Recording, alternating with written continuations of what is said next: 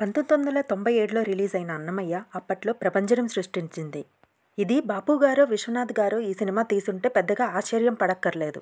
కానీ అప్పటిదాకా కమర్షియల్ సినిమాలు తీసిన కె. రాఘవేంద్రరావు గారు కేవలం హీరోయిన్ని గ్లామర్గా చూపించడంలో మాత్రమే దిట్ట అనుకున్నారు. అది కూడా గ్లామర్ హీరో అయిన నాగార్జునని, యాక్షన్ హీరో అయిన సుమన్ని వెంకటేశ్వర స్వామిగా పెట్టి తీయడం పెద్ద సాహసమే అనుకోవాలి. ఈ సినిమా తీసేటప్పుడు అన్నమయ్యకు మీసాలు గడ్డాలు ఉండడం ఏంటి, అన్నమయ్య ఇద్దరు భార్యలతో డ్యూయట్లు పాడడం ఏంటి అని ఇలాంటి విమర్శలు ఎన్నో ఎదుర్కొన్నారు. ఈ సినిమాకు చిత్తూరు జిల్లాకు చెందిన టీడీపీ శాసనసభ్యులు, టీటీడీ మెంబర్ అయిన వి. దొరైస్వామి నాయుడు ప్రొడ్యూసర్. అన్నమయ్య సినిమా తీయటానికి జంధ్యాల, ఆత్రేయ, బాపు, విశ్వనాథ్ లాంటి వారెందరో ప్రయత్నించినా ఆ అదృష్టం మాత్రం దర్శకేంద్రుడికి మాత్రమే దక్కింది.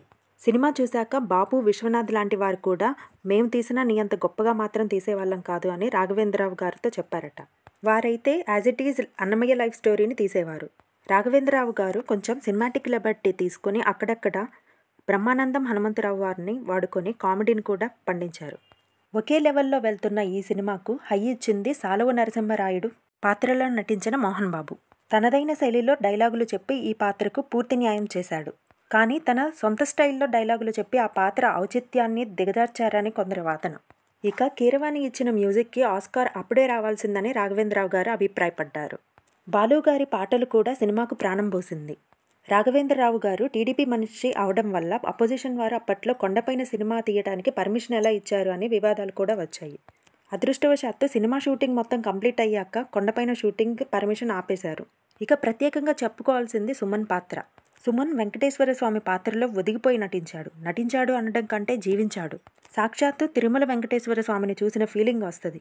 8 నెలలు చేసిన ఆ షూటింగ్లో మొత్తం సుమన్ నిష్ఠగా దీక్ష చేశారట. ఫ్యామిలీ లైఫ్కి దూరంగా ఉండి తన రూమ్లో స్వామివారి ఫోటోలు మాత్రమే ఉండేవట. ఆ 8 నెలలు నాన్ వెజ్ మానేసి నేలపైనే నిద్రించాడట. ఇక కలగంటి సాంగ్స్ షూట్ చేసేటప్పుడు సెట్లో టెక్నీషియన్స్ అందరూ భక్తిభావంతో పరవశించిపోయారట. ఒక కమర్షియల్ సినిమా తీద్దాము అని కాకుండా నిజాయితీగా భక్తిభావంతో ప్రతి ఒక్కరూ ఈ సినిమా చేశారు కనుకే దాని ప్రతిఫలం మనందరికీ తెలిసిందే. ఇన్నేళ్లైనా అన్నమయ్య అంటే ఒక ఎపిక్ క్లాసిక్ మూవీగా ప్రేక్షకుల మనసులో చిరస్థాయిగా నిలిచిపోయింది.